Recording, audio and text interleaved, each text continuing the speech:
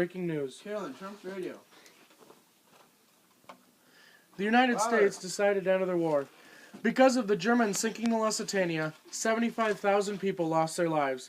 President Wilson tried his hardest to stay out of the war, but the Germans went too far. The Germans tried to send a note to Mexico to have them declare war on the U.S., but it was intercepted by the British.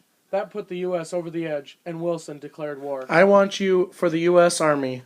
Nearest recruiting station was one of the biggest and most famous posters, which means the U.S. Army needs people to fight, so they hope this poster and propaganda will help recruit. Sow your own seeds of victory. Plant, raise your own vegetables. To show the U.S. citizens that need to save all the food that they can so they can be shipped over to the people fighting across the seas, and they need to grow their own food in their own gardens. Wake up, America. Civilization calls. Every man, every woman, and child. Everyone is needed to help out with the war, no matter what you are. If you're a woman, you need to be working in the factories because all the men are off to war. Child can help with things around home. Hey Dad, I want to go join the war. What? There's a war? Yeah, it's a world war. It's been going on for 2 years. A what? World war. You know, Germany, they have a plan known as the Sleeping Plan. It's using trench warfare, and we're surrounded on all sides by East and West Hittite and African fronts. Understand? Yeah, but I don't think that you should go to war. Well, I'm sorry, I made my choice. Meanwhile, in America, Southern African Americans escaped Jim Crow laws of racial discrimination. An infection of boll weevils have destroyed the cotton crop, causing economic distress. Still, most African American men are invested in the cause of World War I. Women of all races are stepping up and causing great social change. Women are getting jobs as cab drivers and truck drivers, coal miners, bricklayers, railroad workers, and still doing the traditional jobs of nursing, teaching, and stay-at-home mothers. Go on in. Have a seat, sir. Good afternoon, Mr. and Mrs. Brown. Alright. I have some very sad news for you today. Your son, Craig, has gone missing. He was in the battle of Verdun, and he's one of 7... Wait. Who are you? I am Officer Levi Lecce with the U.S. military. Told me he's going to bake cookies with his grandma. I'm afraid he's gone. What? It's okay. It's okay. Well, why are we even in a war? Well, you haven't heard about Maine? No. M.A.I.N, exclamation point? You're telling me it's been on the news every day for the past 2 years, sir. You haven't heard one thing about the war. We don't have a TV. I'm pretty sure TVs aren't invented yet, sir. What are you talking about? Radio, whatever. Well, anyway, Maine. M. Militarism. These countries over in Europe think that if you have a big military, a big wise power, you can just control whatever you want, so they're all trying to build the militaries. A is alliances. That means all these countries are making alliances with each other, so if one goes to war, the other one is dragged into war too. I, imperialism. That's when people try to gain land, because they also think the more land you have, the more power you have. Nationalism. That's pretty much spirit for your nation. They can either build up your nation or completely tear it apart, depending on how many territories you have. And the exclamation point to the whole thing was the assassination of Austria-Hungary's leader, Franz Ferdinand. And that was the last straw. And the war just was pretty much a powder keg in Europe. Just blew up, pretty much. It's just war-torn now. I seriously don't understand. I haven't heard about this war. Well, I mean, the only thing left to be done is you could go fight over in Europe and go try to find them, but good luck with that. With your age, I mean, you probably couldn't even get into shape. Don't doubt this. Alright, well, you take care, and I'm sorry for your loss. Thanks. Okay, Claude, you know that the U.S. has already mobilized 23 million troops by initiating the draft. That's when, young men are drafted into the army with no choice, no consent or anything. But you are a little older, so you weren't drafted because you're less physically fit. So with my help, the gun is held like this. This is better. Oh, no. This is gonna... Okay, let's get started. Once you complete this, you'll have no trouble dealing with those Germans. Go.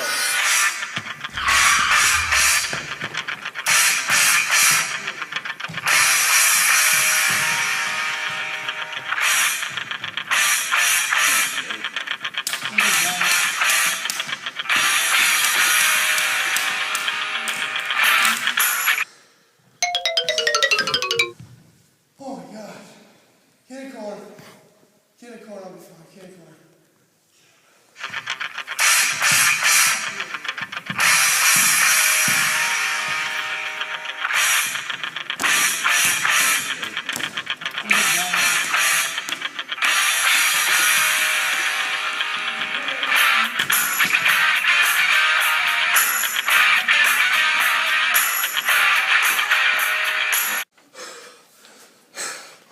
Hi, Cloud. What were you doing? I was training for war.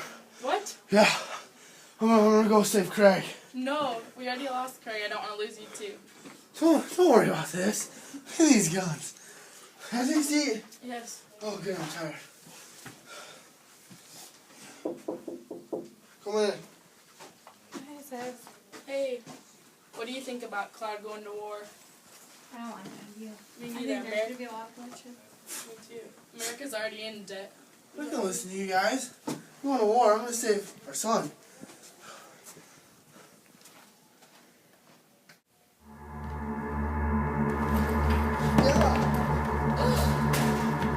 Get over here.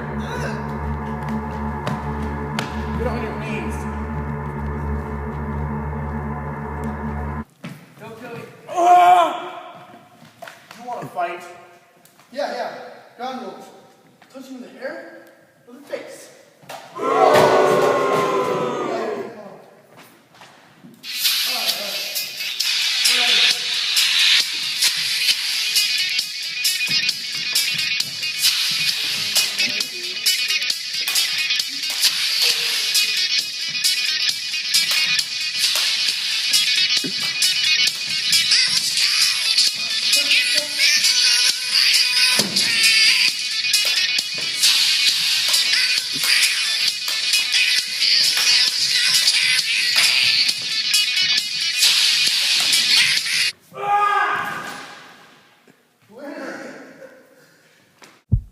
Whoa, wait, this is a gun.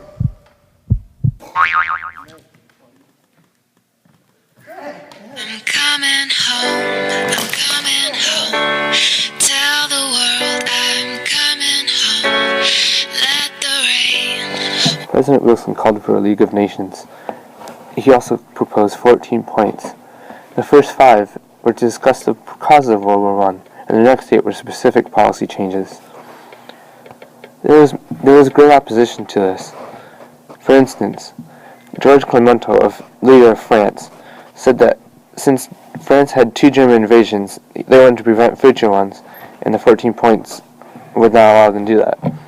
Britain, led by David Lloyd George, said that they wanted to make Germany pay, and had just won re-election, so he did not want to get involved in any more disputes.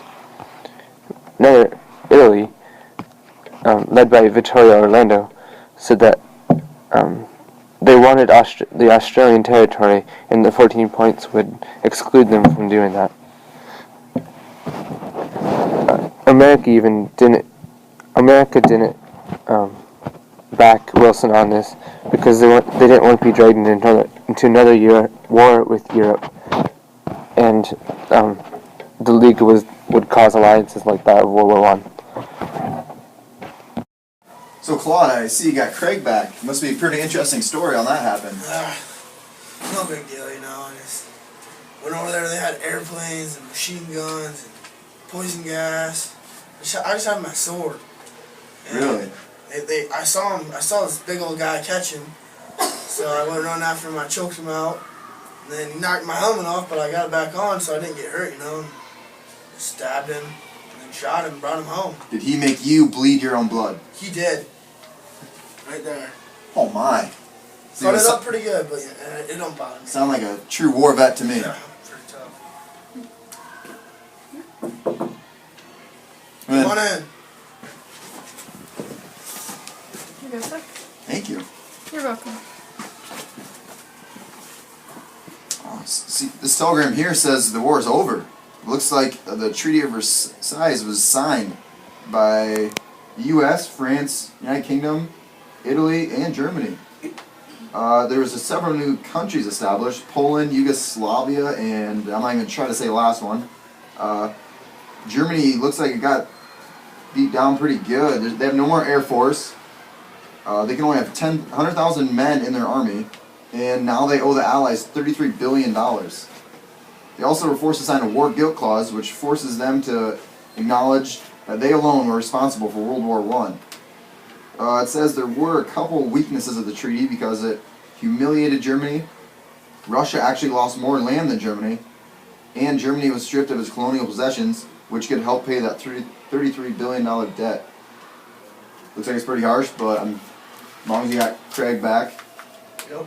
Carolyn's making some meatloaf for you. Okay, Carolyn! sounds good. Meatloaf!